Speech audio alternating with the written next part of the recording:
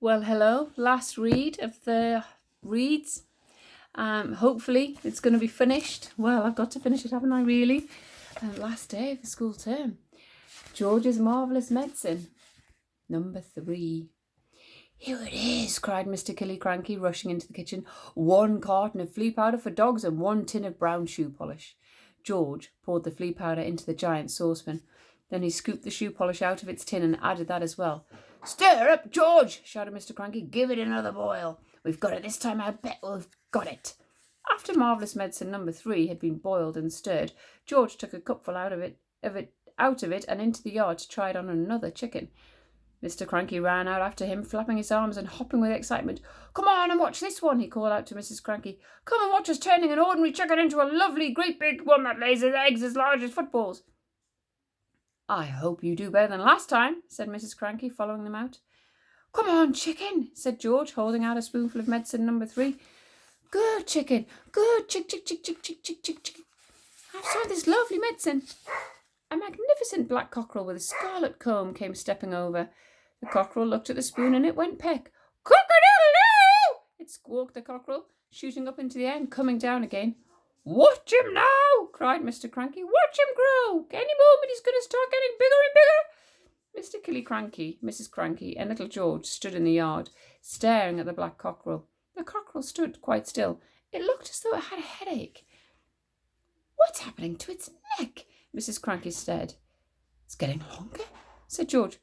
I'll say it's getting longer, Mrs. Cranky said. Mr. Cranky, for once, said nothing. Last time it was the legs, Mrs. Cranky said.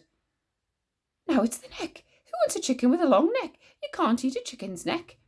It was an extraordinary sight. The cockerel's body hadn't grown at all, but the neck was now about 6 feet long. Look at that. All right, George, Mr. Cranky said. What else have you forgotten?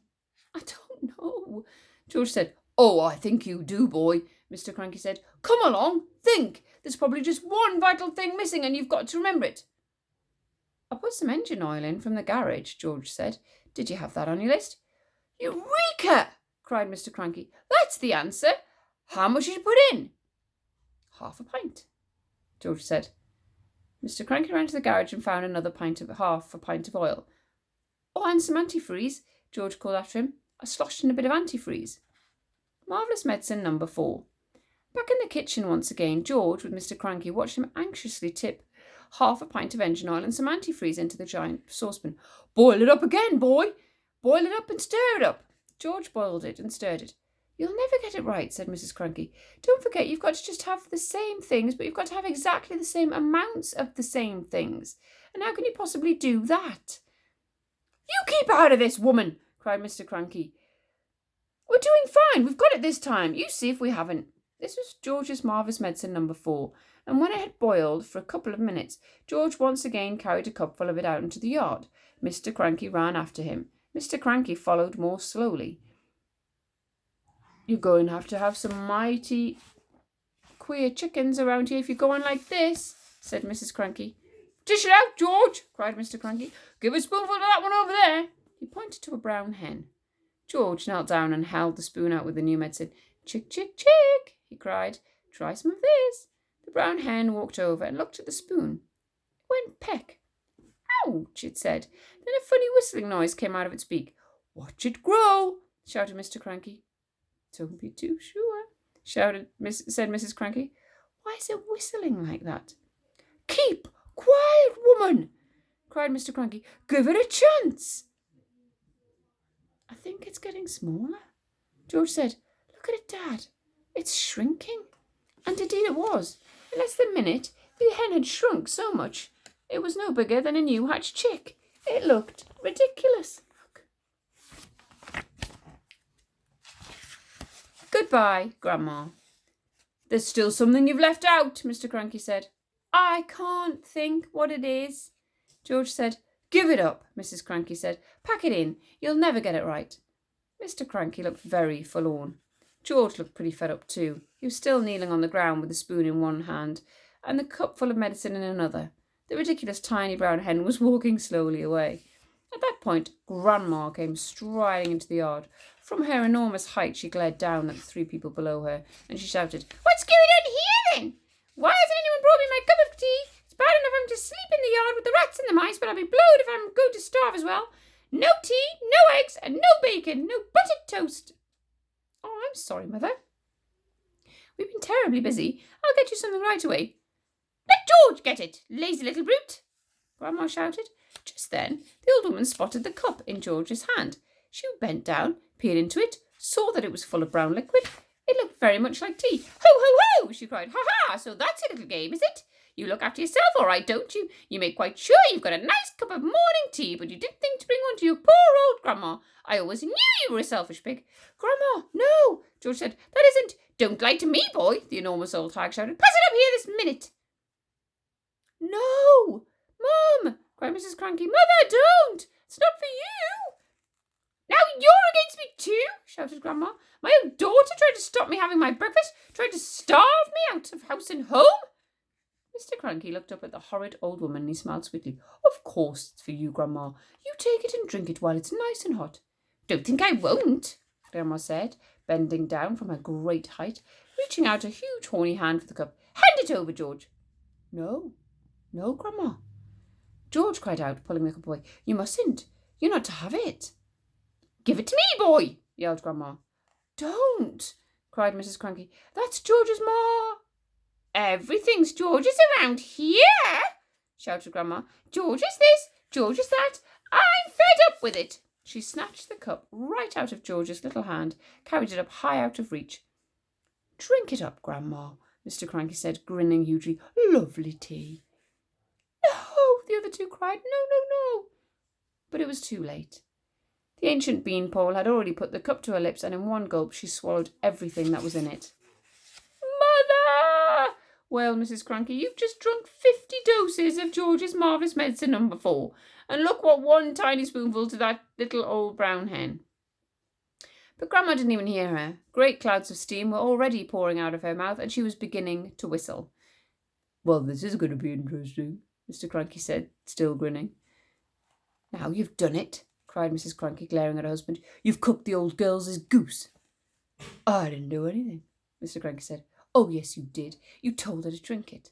A tremendous hissing sound was coming from above their heads. Steam was shooting out of Grandma's mouth and nose and ears, and her whistling as it came. "She'll feel better after she's let off a bit of steam anyway," Mr. Cranky said. "She's going to blow up," wailed Mrs. Cranky. "Her boil is going to burst." "Stand clear," Mr. Cranky said. George was quite alarmed. He stood up and ran back a few paces. The jets of white steam kept squirting out of the skinny old hag's head, and the whistling was so high and shrill it hurt the ears. "Call the fire brigade," cried Mrs. Cranky. "Call the police. Man the hose pipes." "Too late," said Mr. Cranky, looking very pleased with himself. "Grandma!" shrieked Mrs. Cranky. "Mother! Run to the drinking trough and put your head under the water, please."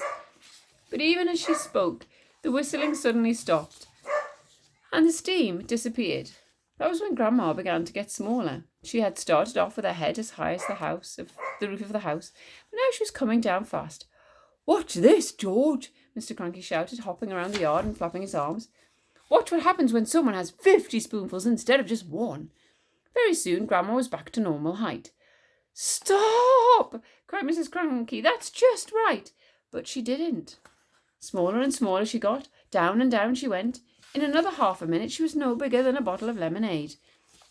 "How do you feel, Mother?" said Mrs. Cranky anxiously. Grandma's tiny face still bore the same foul and furious expression it had always had. Her eyes, no bigger now than keyholes, were blazing with anger. "How do I feel?" she yelled. "How do you think I feel? How would you feel if you'd been a glorious giant a minute ago and now you're suddenly a miserable midget?" "She's still going," shouted Mr. Cranky. "She's getting smaller." And by golly, she was. So this is how big she is now, look. That's her there. When she was no bigger than a cigarette, Mrs. Cranky made a grab for her. She held her in her hands and she cried, "How do I stop her getting smaller?" "You can't," said Mr. Cranky. "She's had 50 times the right amount." "I must stop her," Mrs. Cranky wailed. "I can hardly see her as it is." "Catch hold of each end and pull," Mr. Cranky said. By then, Grandma was the size of a matchstick and still shrinking fast. A moment later, she was no bigger than a pin, then a pumpkin seed, and then... Look. Tiny, tiny, tiny. Size of an atom. Where is she? Cried Mrs. Cranky. I've lost her. Hooray! Cried Mr. Cranky. She's gone, completely disappeared. That's what happens to you if you're grumpy and bad-tempered. Great medicine of yours, George. George didn't know what to think. For a few minutes, Mrs. Cranky kept wandering around with a puzzled look on her face, saying, Mother, where are you? Where have you gone? Where have you got to? How can I find you? But she calmed down quite quickly, and by lunchtime she was saying, Oh, well, I suppose it's all for the best. Really, she was a bit of a nuisance around the house, wasn't she? Yes, said Mr. Cranky. She most certainly was. George never said a word. He felt quite trembly. He knew something tremendous had taken place that morning. For a few moments, he had touched, with the very tips of his fingers, the edge of the magic world. And that is the end of George's Marvellous Medicine and the end of the daily reads. Have a lovely summer. Enjoy your holidays. Enjoy doing lots of different things. And I hope you have fun when you go back in September to your new classes. Take care of yourselves. See you all later. Bye-bye.